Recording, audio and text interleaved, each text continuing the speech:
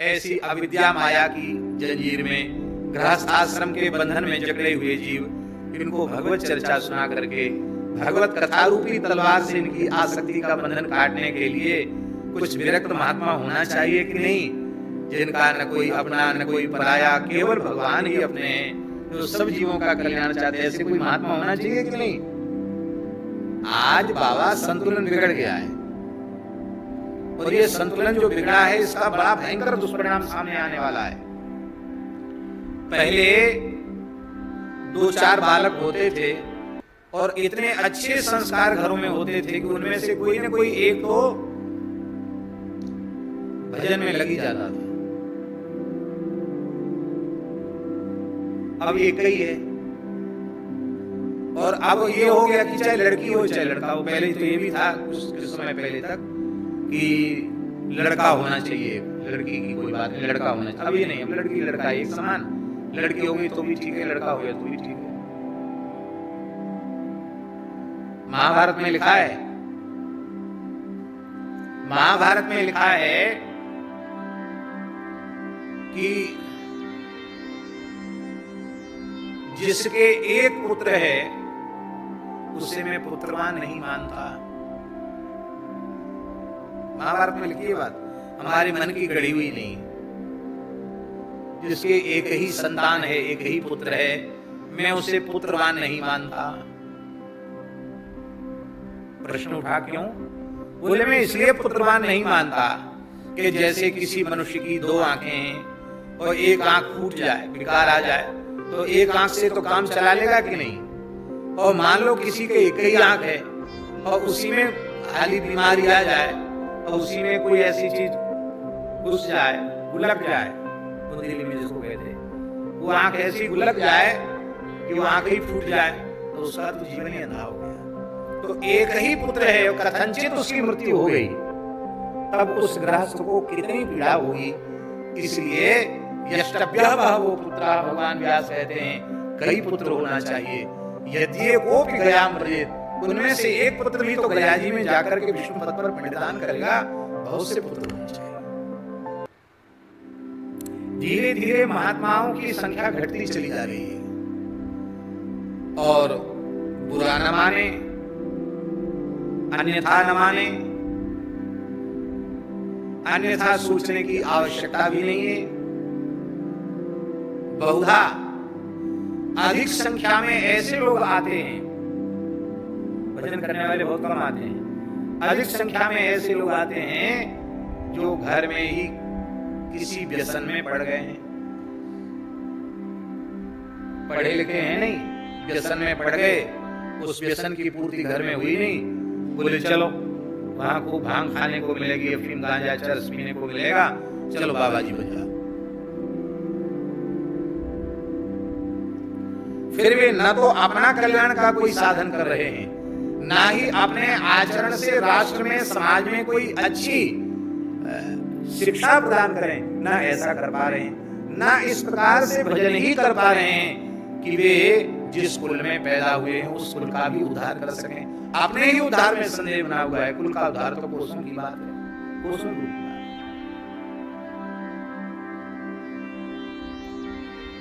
बहुत अच्छे संस्कार संपन्न बालक कहां है? क्यों?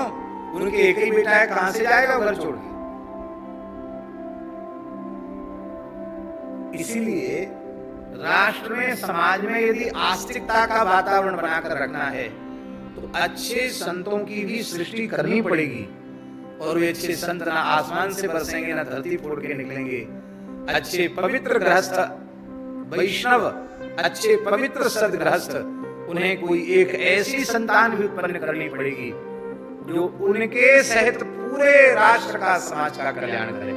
ऐसी वीतराग, जितेंद्रिय, भजननिष्ठ, भगवत भजन परायण संतान उत्पन्न करना चाहिए। वृंदावन, अयोध्या, चित्रकूट, यहाँ तो संतों के दर्शन हो रहे।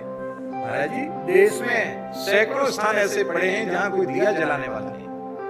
पहले सब संतों के स्थान थे, अब वहां संत नहीं है। अच्छा विचार करो, 1 अरब से ऊपर आबादी है देश की, इसमें संत कितने होंगे? वेश वेश वाले भी संत, मान लो हमारे जैसे कितने होंगे, खाली भेष बनाकर घूमने वाले, ऐसे भी 10-5 लाख मिलना मुश्किल है। तो बोलो अनुपात कितना घटा हुआ है? अनुपात बढ़ा नहीं है, अनुपात घटा हुआ है। तो ब्रह्मा जी ने कहा ये तो अच्छा काम हुआ, प्रवृत्ति में फंसे हुए लोगों को अच्छा मार्ग दिखाने वाले संत चाहिए, अच्छा हुआ। मत दोष आप, जो आ गया पिताजी। बोले कोई बात नहीं, चलो। पिताजी ने कह दिया, मान लिया। फिर 1000 सबलासों को उत्पन्न किया, जाओ तपस्या करो, सृष्टि का विस्तार। वो भी वहीं गए, नारायण सरोवर। नारद जी फिर पहुंच गए, वो तो जगह पर गए थे नारद जी, फिर पहुंच गए। नारायण नारायण नारायण कहो, क्या नाम है आप सबका? बोले हमारा नाम है सबलासु। वाह, बहुत बढ़िया, दक्ष जी के पुत्र हैं आप? हाँ। देखो नारद जी दक्ष प्रजापति के भाई हैं, भाई तो हैं।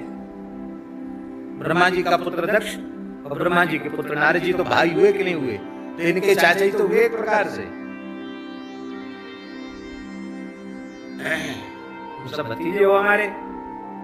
देखो तुम सृष्टि विस्तार करना चाहते हो ना, इन प्रश्नों का समाधान खोज लो। एक बात। दूसरी बात, एक बात और है। क्या? बोले उन 10,000 जो तुम्हारे बड़े भाई थे, उनका निर्णय श्रेष्ठ होगा कि तुम 1000 हो, तुम्हारा निर्णय श्रेष्ठ होगा? तो उन्होंने कहा छोटे भाइयों को तो अपने बड़े भाई के पद चिन्हों पर चलना चाहिए। बिल्कुल ठीक। अभी हम कुछ दिन घूम के आते हैं, तुम तब तक विचार कर लो इन प्रश्नों का। वो सब 1000 भी विचार करते करते तो सवाई बोले कर लिया विचार। क्या? बोले लौट के घर नहीं जाना, अब तो बस यहीं बाबा जी बना दो, लंगोटी लगा दो, भजन करेंगे बस। नारद जी बोले वाह, बहुत अच्छा है। महात्माओं में 11, 21, 51, 101 कुछ न कुछ आगे बढ़कर होना चाहिए। 10,000 चेला थे, ठीक नहीं, कम से कम 11,000 तो होना ही चाहिए। नारद जी ने तुरंत 1000 को भी विरक्त बना दिया। अब तो महाराज दक्ष प्रजापति क्रोध में तिलमिला उठे। बोले अब चाहे पिताजी आ जाएं चाहे कोई, अब नहीं मानेंगे, अब तो हम देंगे नारद जी को साथ। अरे हमारे वंश नाश के लिए पीछे पड़े हैं, एक भी बच्चे को लौट के आने नहीं देते, पता नहीं क्या पट्टी पढ़ा देते हैं। क्रोध में तिलमिला रहे थे दक्ष।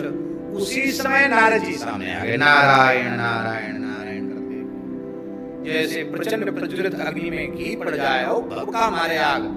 वही काम नारद जी ने किया। वो क्रोध में तो तिलमिला ही रहे, तो नारद जी और आ गए।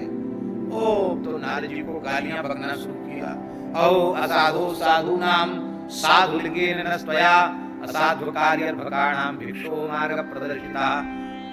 ओ असाधु। जब कोई महात्माओं पर नाराज होता तो ये कहता झूठ मूठ का पाखंडी जैसा भेष बना रखा है, कुछ नहीं, काय का साधु।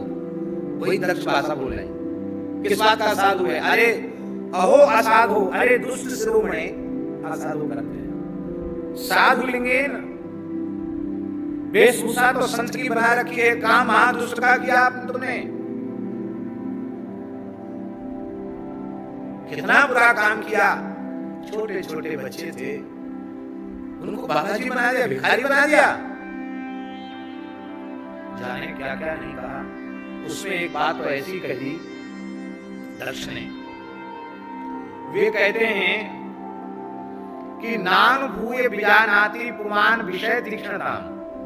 जब तक मनुष्य स्वयं विषय भोग नहीं करता तब तक उसे विषयों की कटुता का ज्ञान नहीं होता, और जब तक उसे कटुता का ज्ञान नहीं होता तब तक वैराग्य नहीं होता।